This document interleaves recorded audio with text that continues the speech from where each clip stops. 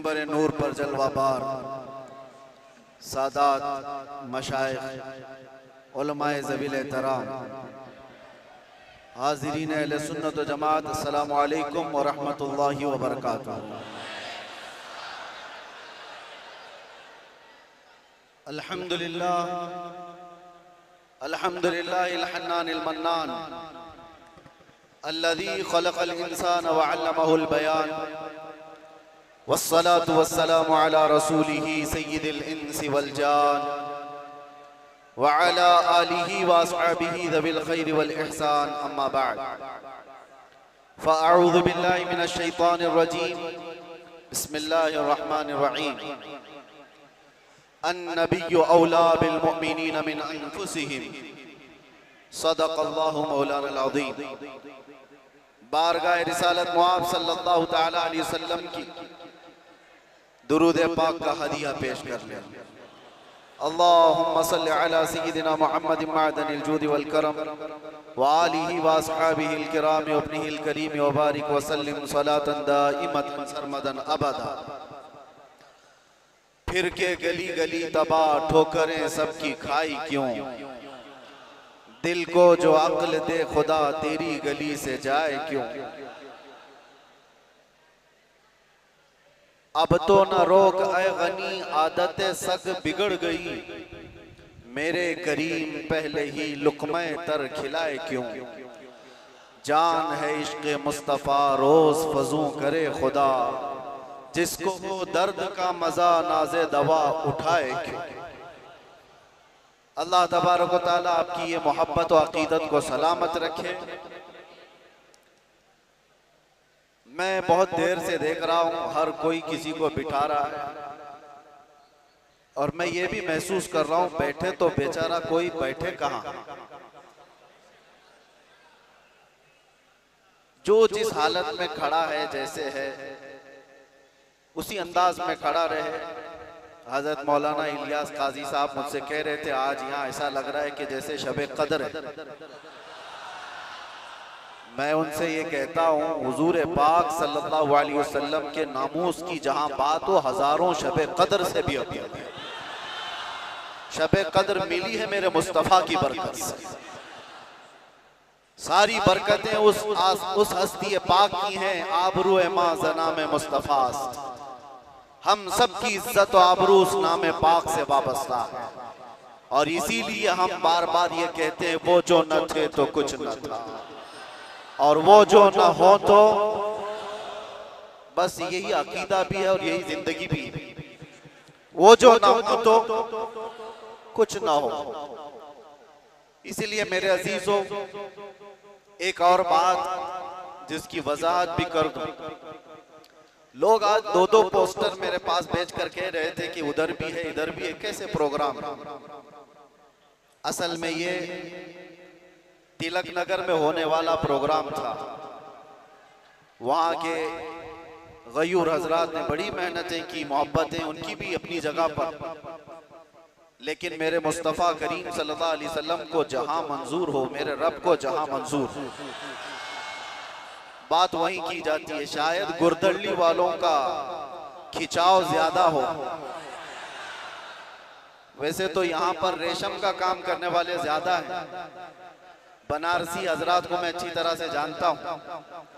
इश्क़ रसूल के मामले में वो इतने नरम रेशम भी नहीं है, रस्सियों से मजबूत है। आज कुछ उनके मामलात की वजह से, जगह की किल्लत की वजह से, परमिशन के मामलात में इधर मूव हो गया।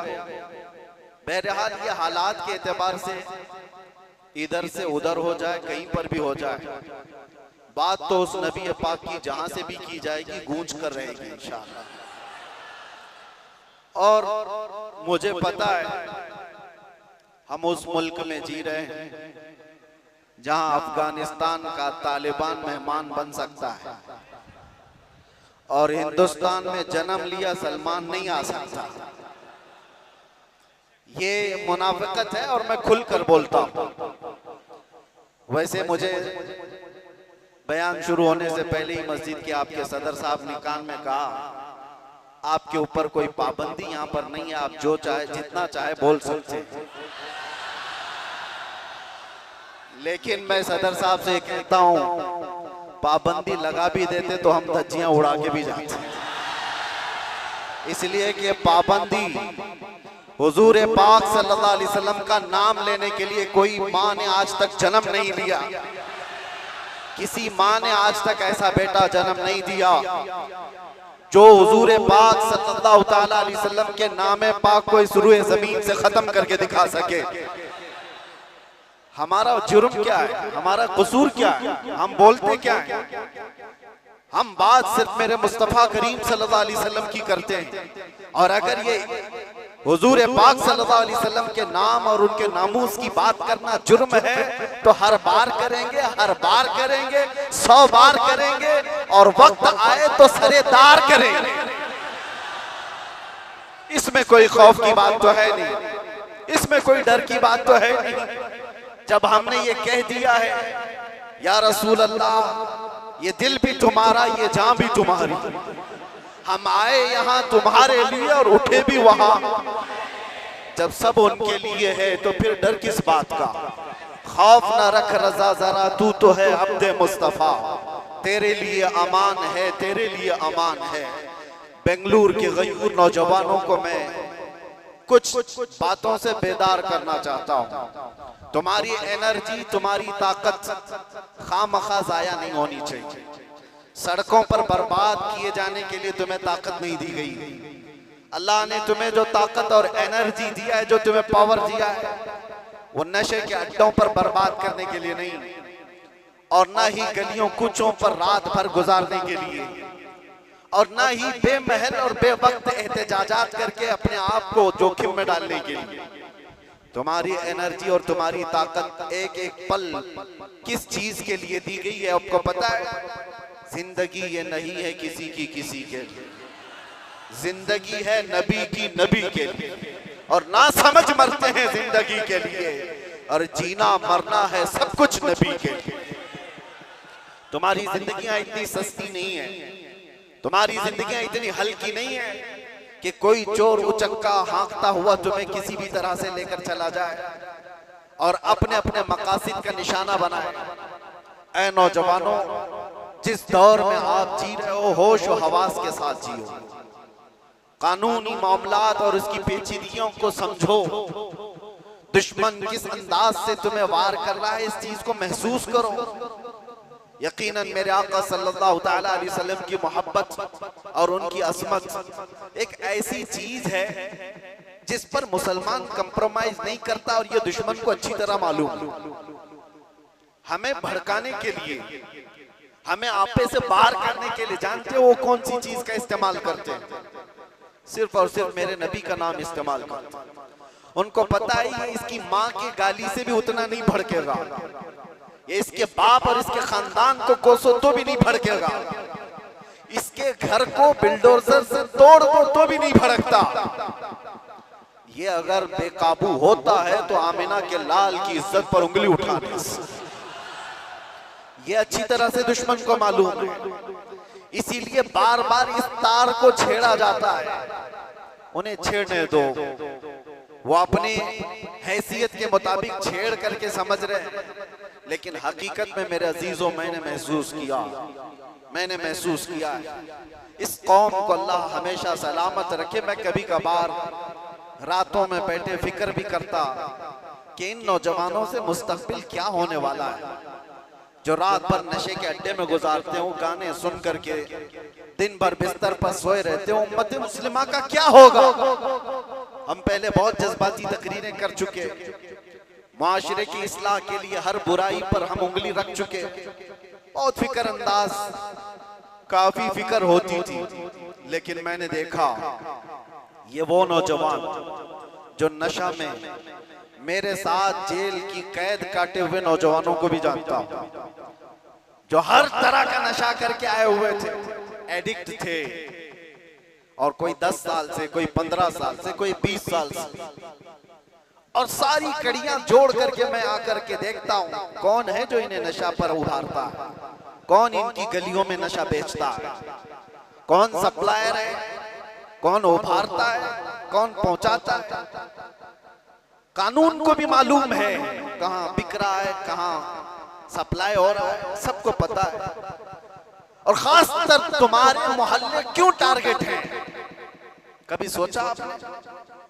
ये सिर्फ बेंगलुरु की बात नहीं, जाओ मुंबई जाओ, कलकत्ता जाओ, दिल्ली जाओ, किसी भी, हैदराबाद, हर इलाके में मुसलमान क्राउडेड जो इलाके हैं, हमारी ज्यादा आबादी जहां पर, उन इलाकों को इन तमाम बुराइयों से घेर लिया गया है, नशा से। क्यों तुम टारगेट हो?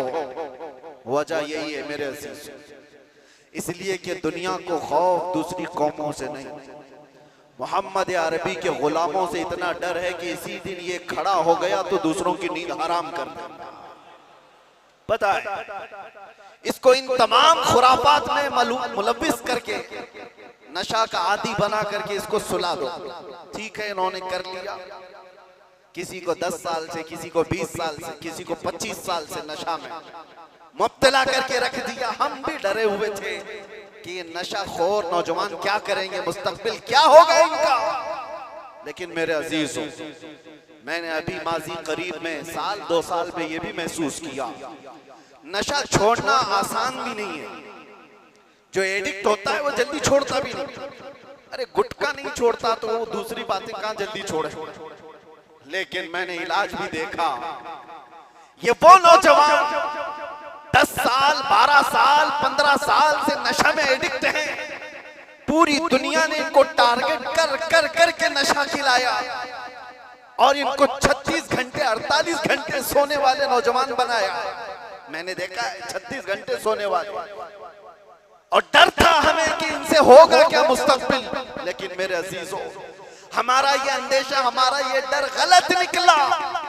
दुनिया ने सब कुछ एड़ी चोटी का जोर लगा दिया इस नशा में मुब्तला कर कर कर करके कि इनको मफलूज कर दे, इनको पैरालाइज कर दे। लेकिन मैंने देखा, एक बार पुकारा आई लव मोहम्मद, उसके बाद फिर देखा वो नौजवान जो 20 साल से नशा में है, नाम मोहम्मद का नशा चढ़ गया है। मैंने पूछा वो पुराना नशा कहां चला गया? पुराना नशा जिसमें 36 घंटे सोता था, वो नशा कहां चला गया? मैंने उन नौजवानों को देखा, वो झूमते हुए कहते हैं वो नशा अलग है, ये उस मुस्तफा के नाम की मोहब्बत का नशा अलग है। मैं ये चाहता हूं मेरे अजीजों, आओ उस नाम पाक के नशे में, इससे बढ़कर के बेहतर खुमार कोई है नहीं। इसीलिए जो उस मोहब्बत के नशे को पी लिया, तब फिर वो गुनगुना करके यूं कहा था, कुछ ऐसा कर दे मेरे किरदिगार आंखों में, हमेशा नक्श रहे रूये यार आंखों में। उन्हें न देखा तो किस काम की है ये आंखें, कि देखने की है सारी बहार आंखों में। आपको मैं उसी चीज की दावत देने के लिए आया हूं। नौजवानों, ये धड़कता दिल किसी लैला को देने के लिए नहीं है, एक ही दिल है। उस लैला को क्या दें जो हर 4 दिन के बाद मजनू बदल देती हो? उस लैला को क्या दें जो पैसे देख करके बदल जाती हो, मनसब देख करके घर बदल लेती हो?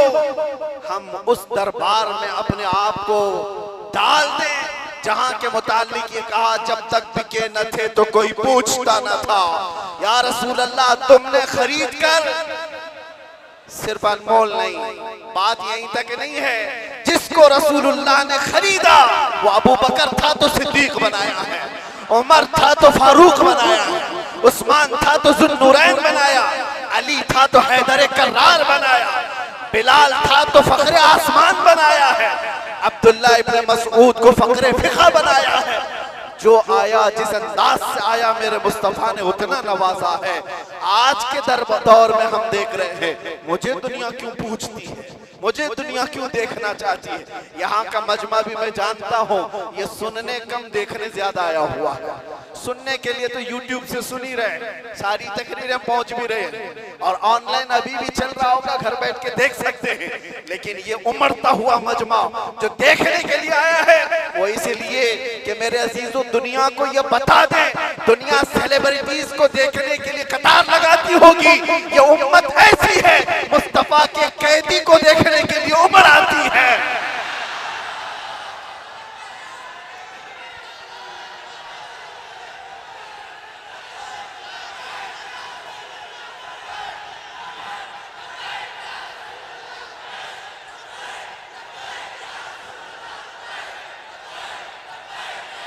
वरना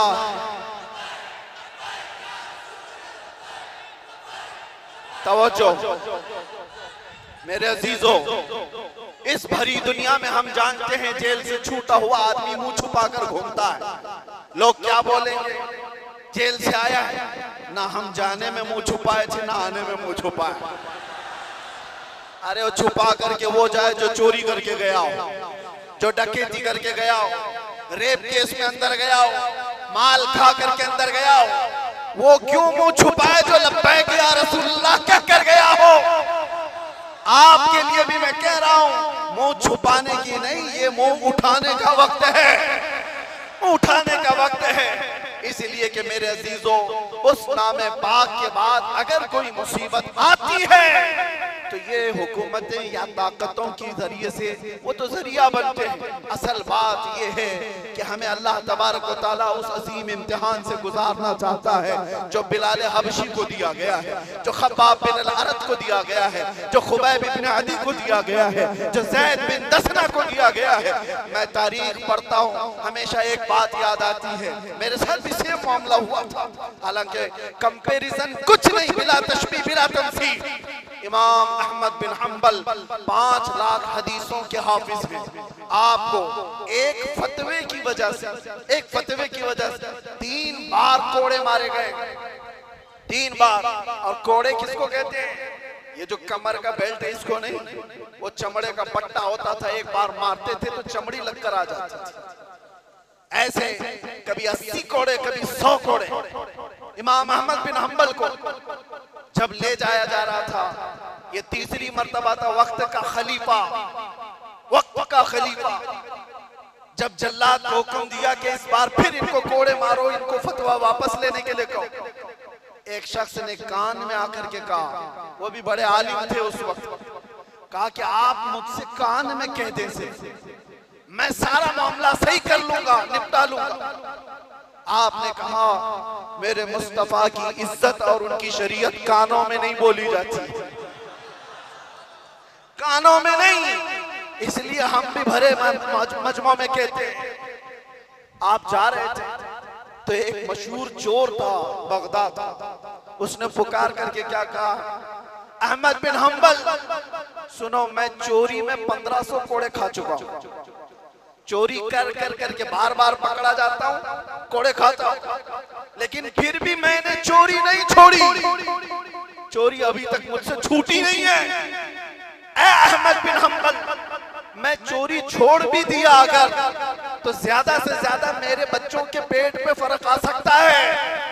आप ये कोड़ों के डर से हक बात बोलना न छोड़ें, इसलिए कि अगर आप समझौता कर लिए तो पूरी उम्मत बर्बाद हो जाए। इमाम अहमद बिन हंबल कहते हैं, अच्छों से बढ़ करके उस चोर ने दर्स दिया था, उस चोर ने सबक सिखा दिया था कि लोग सजाओं के डर से जब चोरी नहीं छोड़ते तो हम सजाओं के डर से मेरे मुस्तफा का नाम लेना क्यों छोड़ दो, हुजूर की इज्जत पर बात करना क्यों छोड़ दो। और अब तो हमें पता है हमारी जिंदगी बची क्या है, हमारी जिंदगी की असर हो गई।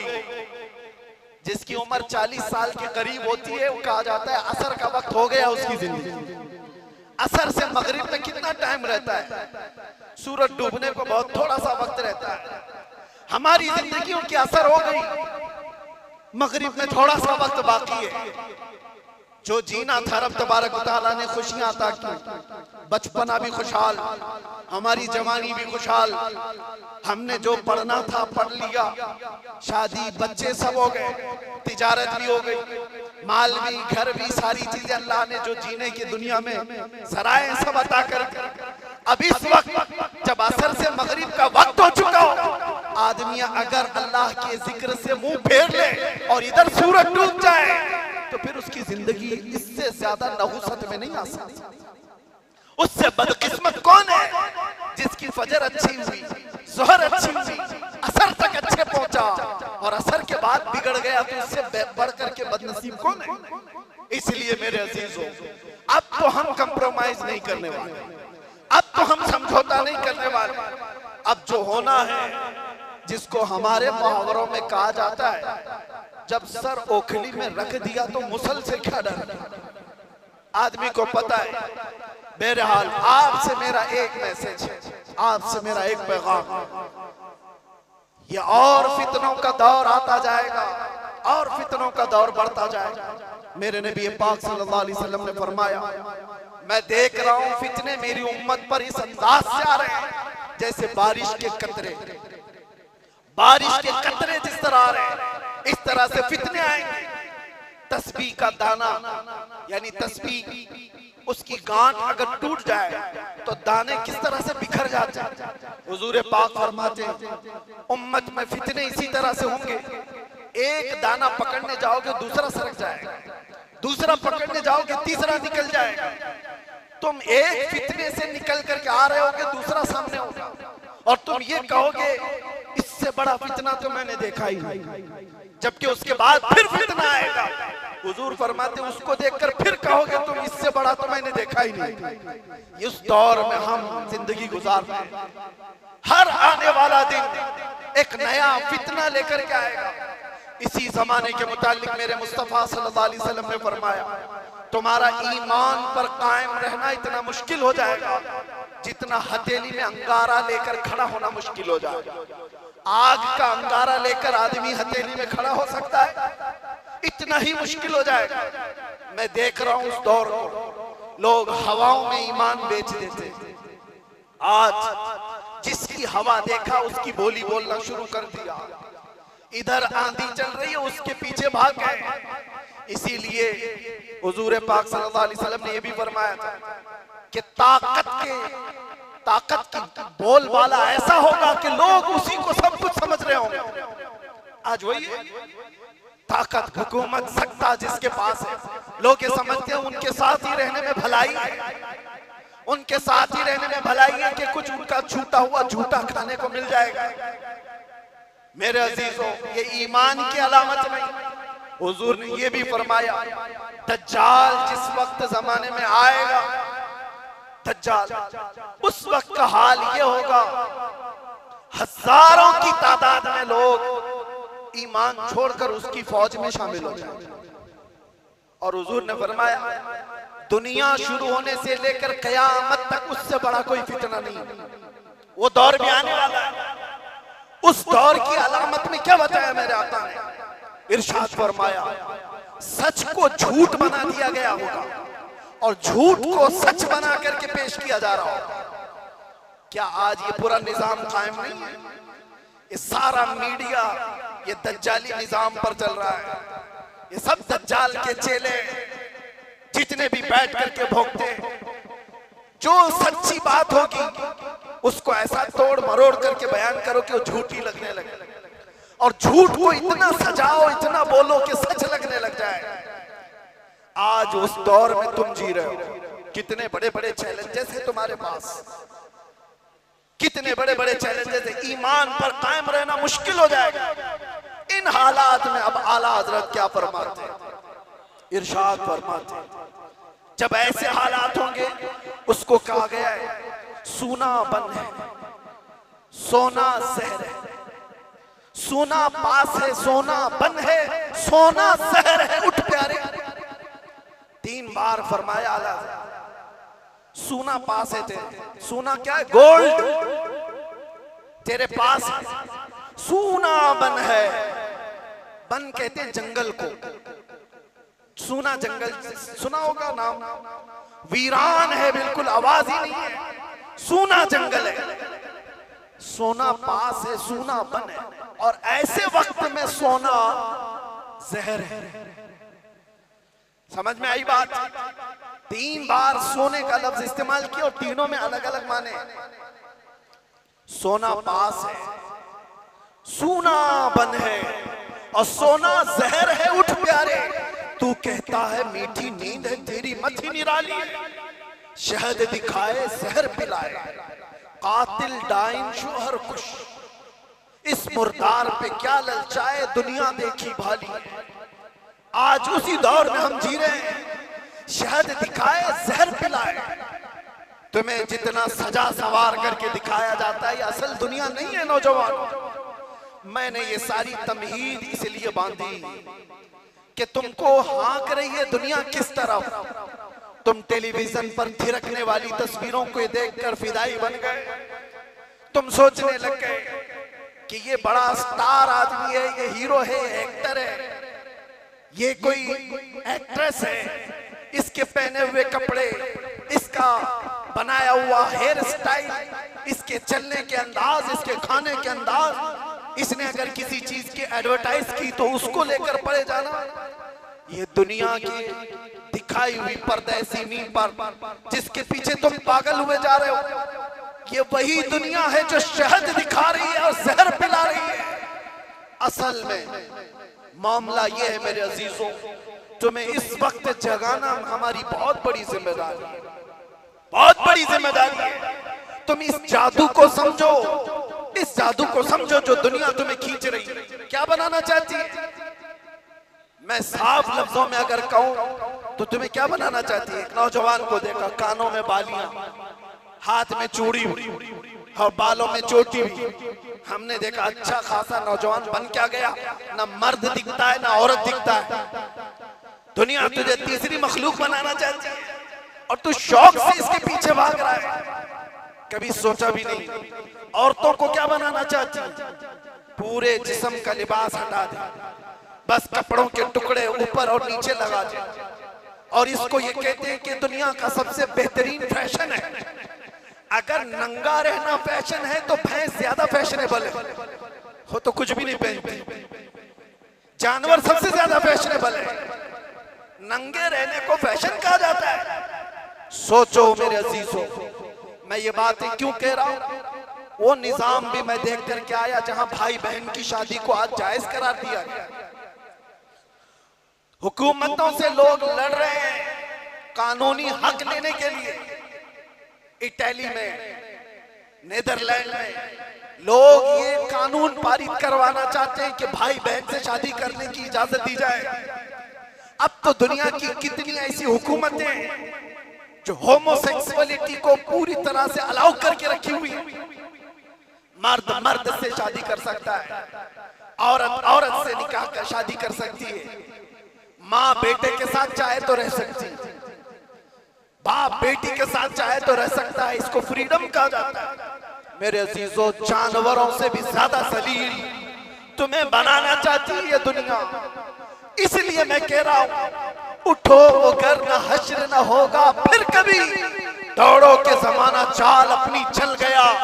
तुम्हारे पास अब एक ही इलाज है, एक ही इलाज है, एक ही इलाज है। तुम कहां कहां से बच पाओगे इनके वार से? तुम्हारे घरों में जो टेलीविजन है, सोचते थे पहले कि टीवी चालू करेंगे तो नंगे नाच होंगे, अब वो जमाना भी गया।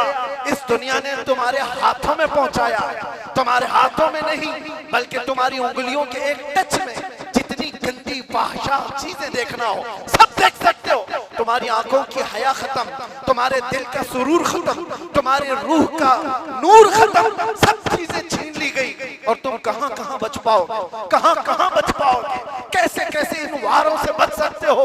एक ही इलाज है, एक ही इलाज है जिसको इकबाल ने 10 साल अपनी मेहनत के बाद कहा था। वो इलाज ये है कि मोहम्मद से वफा तूने तो हम तेरे हैं, ये जहां चीज है क्या लोहो कलम तेरे।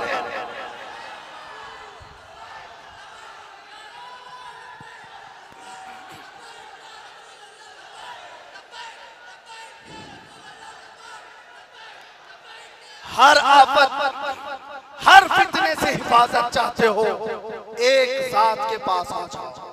बुलहवस सुन, सीमौसर की बंदगी अच्छी नहीं, उनके दर की भीख अच्छी, सरवरी अच्छी नहीं। उस जमाने के जो सहाबा मेरे अजीज